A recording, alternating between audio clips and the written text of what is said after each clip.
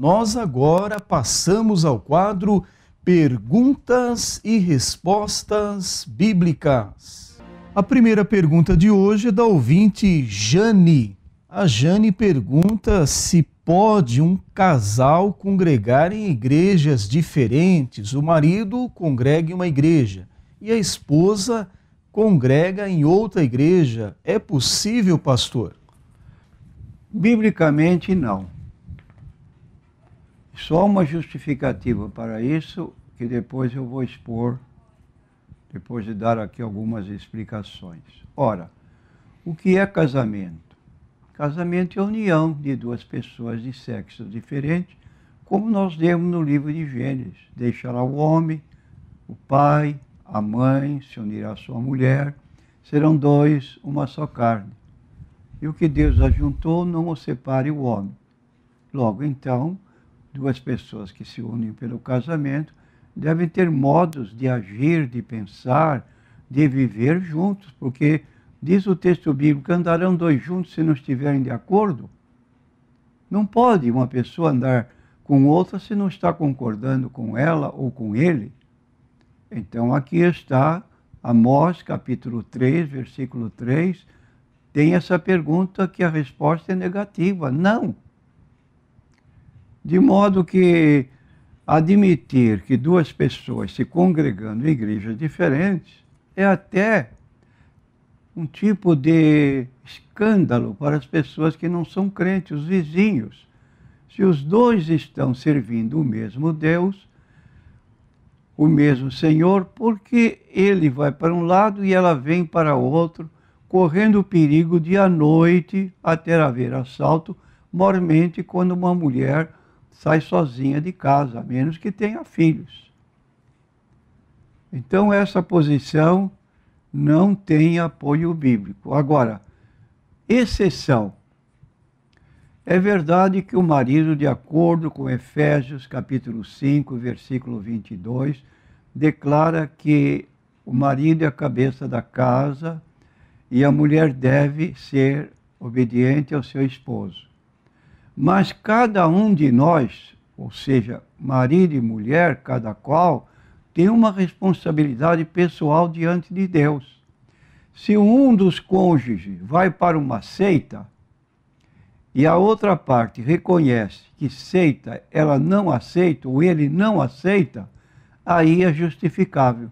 Porque o marido não é dono, não vai dar contas da alma da mulher e nem a mulher vai dar conta da alma do homem. Individualmente são pessoas que vão dar conta de si mesmos a Deus. Logo, dominar até o ponto de exigir que a mulher abandone suas próprias convicções para fazer parte de uma seita não tem cabimento. Por isso o casamento deve ser estudado antes para não acontecer o que diz o apóstolo Paulo em 2 Coríntios 6,14. Não vos ponhais debaixo de um jugo desigual. Jugo desigual é uma situação como esta aqui, não sabemos exatamente o nome de igreja, se são igrejas, se uma delas não é igreja, se é seita, desconhecemos. Mas o que diz a Bíblia? Enfatizando não se pôr debaixo de um jugo desigual. Casamento estável é aquele que Deus aprova e que ambos pensam da mesma maneira e agem da mesma forma. Um se completa com o outro. A próxima pergunta agora é do ouvinte Alex.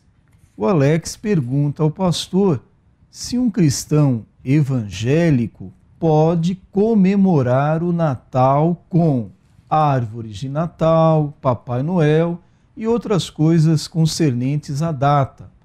Ele quer saber do pastor se o evangelho que assim o fizer, o que pode ser afetado em sua vida. O que vai acontecer com esse evangélico, pastor? De acordo com Mateus, capítulo 6, versículo 24, está escrito: ninguém pode servir a dois senhores, porque ou há de odiar a um e amar o outro, ou se dedicará a um e desprezará o outro. Não podeis servir a Deus e a Mamão. Então aqui está muito claro, crente que começa a se envolver com paganismo, e quero dizer que a figura de Papai Noel é uma figura mitológica. Cantar louvores a Papai Noel, enfeitar a casa e enganar as crianças de que os presentes que vão ganhar foram trazidos por Papai Noel, é uma tradição não baseada na Bíblia. É fora da Bíblia Sagrada, e um cristão tem compromisso com Deus. Então nós não podemos estar divididos. É preciso que tenhamos convicção daquilo que nós cremos, porque isto revela pessoas sem convicção. Mas o mundo faz dessa maneira. Sim, faz, mas o cristão não tem apoio na Bíblia para fazer isso. Se ele quiser realmente servir a Deus. Agora, a vontade é livre, porém, se ele tem um compromisso com o Senhor, ninguém pode servir a dois senhores. Então, meu prezado irmão Alex, você precisa decidir e não comprometer sua fidelidade ao Senhor Jesus, fazendo festa em sua casa, que uma é de caráter bíblico. O nascimento de Cristo, que fala de Jesus tomar a forma humana para dar a sua vida em nosso lugar. E a outra, então, é paganizada para vender, fazer dinheiro para os comerciantes. Pessoa que não tem compromisso diante de Deus não faz questão. Mas uma pessoa que tem convicção bíblica, ele não procede assim. A próxima pergunta é da nossa ouvinte Regina, e o tema é dízimo. A nossa ouvinte quer saber do pastor se deve pagar o dízimo sobre empréstimo e também se deve pagar sobre o pagamento do mês, pastor. Eu penso aqui que empréstimo é um valor emprestado. Se essa a posição que a nossa irmã está expondo. Se é um valor, se é um dinheiro emprestado, obviamente não é um lucro, essa pessoa não está tendo uma receita de algo que ela ganhou, mas está tendo um compromisso amanhã de pagar o que ela pediu emprestado antes e ainda fazer desconto, pagamento de juros. Logo, de um empréstimo não se paga dízimo. É um compromisso de uma dívida que estamos assumindo.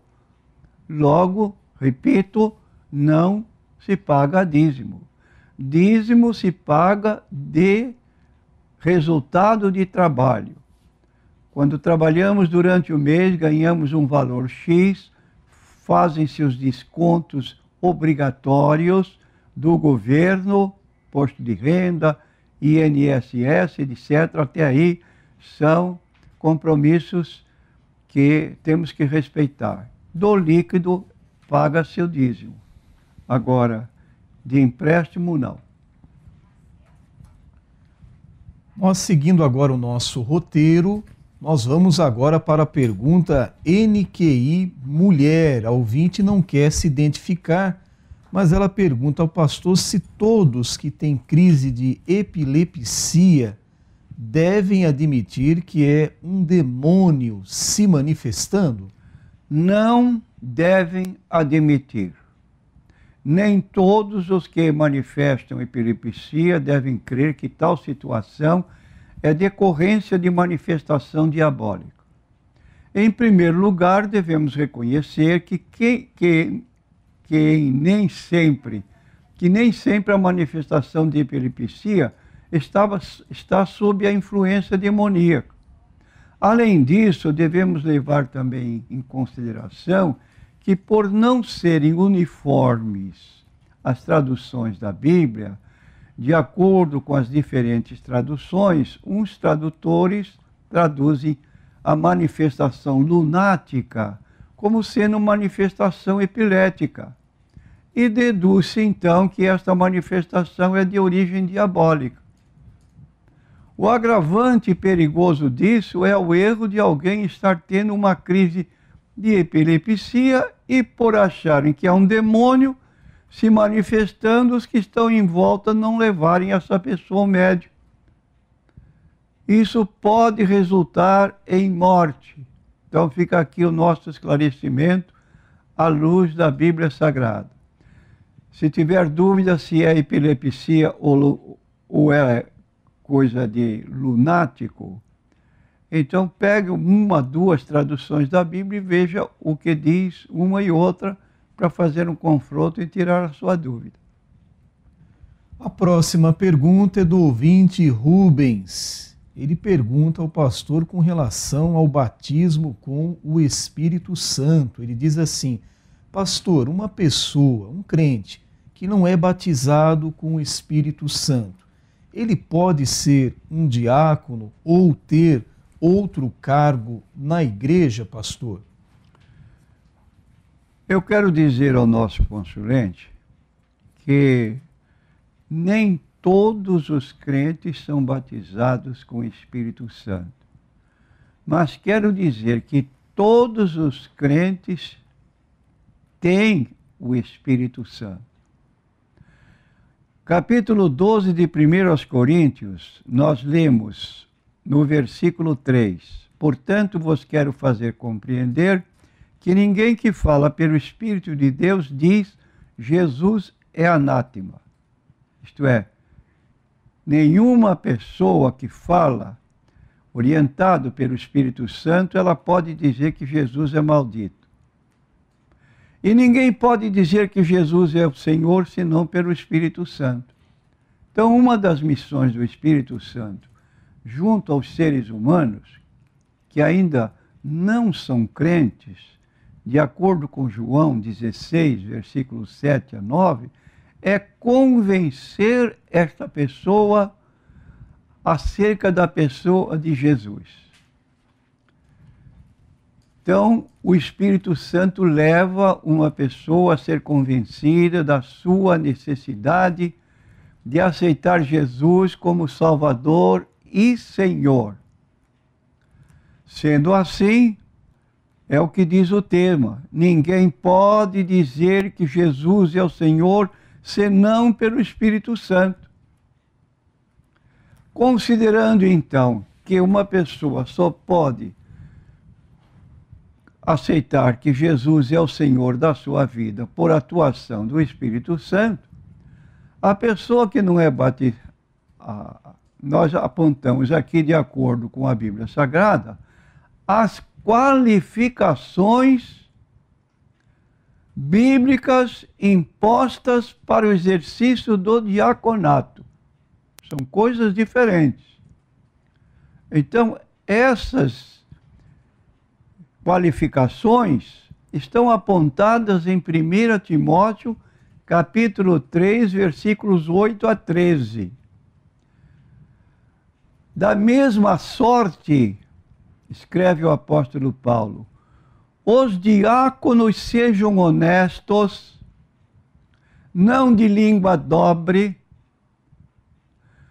não dados a muito vinho, não cobiçosos de torpe ganância, guardando o ministério da fé numa consciência pura, e também estes sejam primeiro provados, depois sirvam se forem irrepreensíveis. Da mesma sorte as esposas sejam honestas, não maldizentes, sóbrias e fiéis em tudo. Os diáconos sejam marido de uma só mulher, governem bem a seus filhos e suas próprias casas, porque os que servirem bem como diáconos adquirirão para si uma boa posição e muita confiança na fé que há em Cristo Jesus. É a forma que achamos melhor para responder à pergunta do nosso ouvinte. Tem qualificações para ser diácono? Isso é fundamental. Sem qualificações não pode. Agora, se ele é um cristão porque foi movido pelo Espírito Santo, ele pode agir no diaconato, embora não tenha sido batizado com o Espírito Santo. A próxima pergunta é de uma pessoa próxima ao ouvinte Rubens. Diz aqui que pergunta ao pastor como devo fazer para ser batizado com o Espírito Santo. Eu tenho pedido o batismo há muito tempo, mas até agora não fui batizado. Bom, o segredo para ser batizado com o Espírito Santo está muito claro na Bíblia Sagrada. Jesus ensinou como receber o Espírito Santo, ensinando a pedir com perseverança até receber. Está nos Evangelhos e eu vou citar um deles, Lucas 11, versículos 9 a 13. E eu vos digo a vós, pedi e dar-se-vos-á. Buscai e achareis. Batei e abrir-se-vos-á. Porque qualquer que pede, recebe. Quem busca, acha. E a quem bate, abrir-se-lhe-á. E qual o pai de entre vós que, se o filho lhe pedir pão, lhe dará uma pedra? Ou também, se lhe pedir peixe, lhe dará por peixe uma serpente?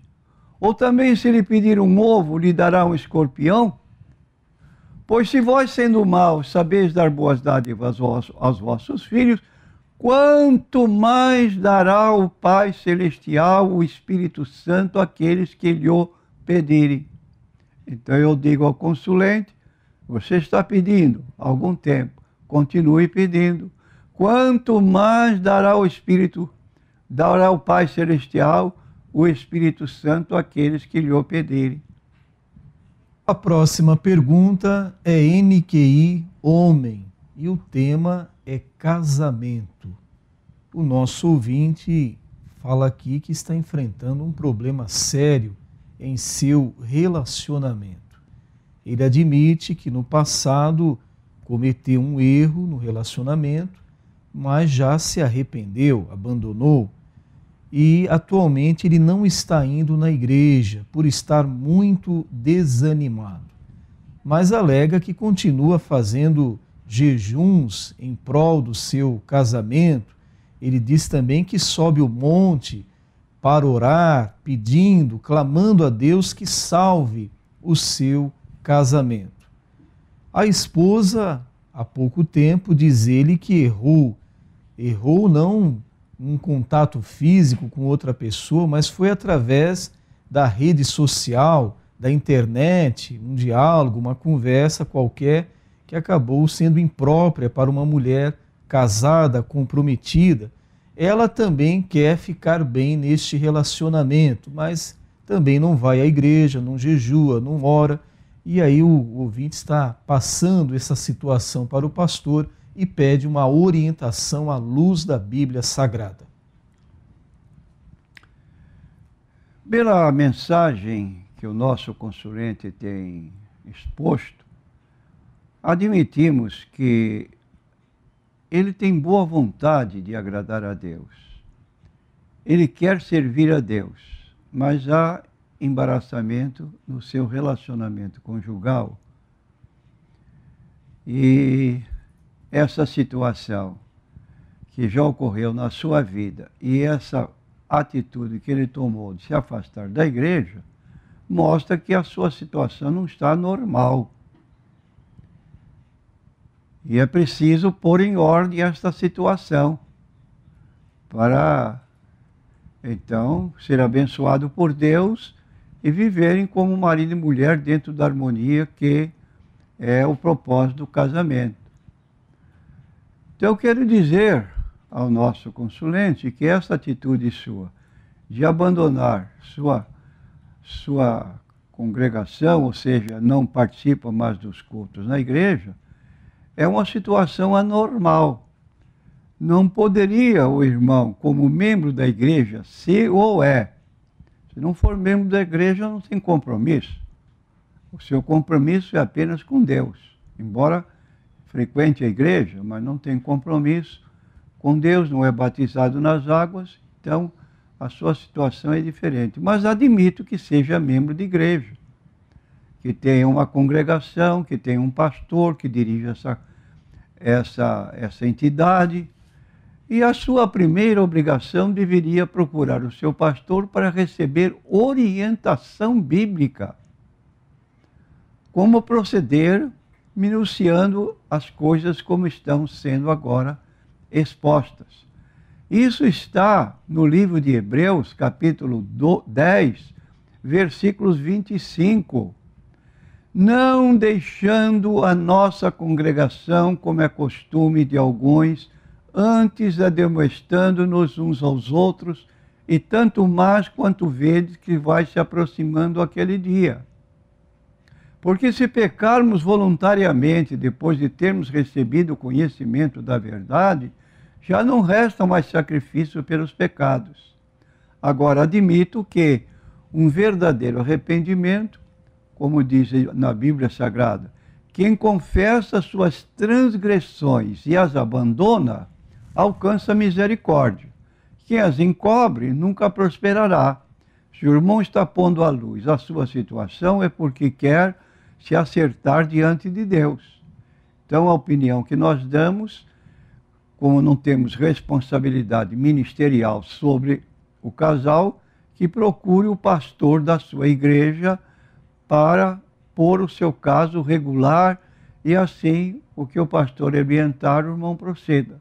Agora, se estiver sem ligação com uma igreja com a qual tenha compromisso e quiser nos procurar, estamos aqui às ordens para ajudar. A próxima pergunta é do ouvinte José Epifânio. José nos relata aqui uma situação estranha que aconteceu em uma igreja. Por exemplo, uma jovem que é drogada entrou na igreja durante a pregação e o pastor interrompeu a pregação e expulsou essa jovem drogada da igreja, colocou para fora. O José Epifânio quer saber se um membro da igreja tem a autoridade para chegar no pastor e dizer: não faça isso, pastor. O senhor deve orar por ela, tentar, de uma certa forma, deixá-la no culto, por exemplo, sentadinha, em ordem, prestando atenção na mensagem. O José Epifânio quer saber se o pastor agiu certo fazendo isso e se ele, como um membro de igreja, tem essa autoridade para intervir, pastor. Quero dizer ao José que toda igreja deve ter obreiros, que nós damos o título de diáconos. Diáconos são auxiliares do pastor para a manutenção da ordem na igreja. Eles não têm, assim, um ofício, uma determinação para pregar, embora não sejam impedidos, mas eles têm que contribuir para a boa norma. Ora, se esta igreja tivesse um diaconato, quer dizer, um corpo de obreiros, essa percepção do pastor que parou a sua pregação para retirar esta pessoa que entrou embriagada na igreja, não teria ocorrido.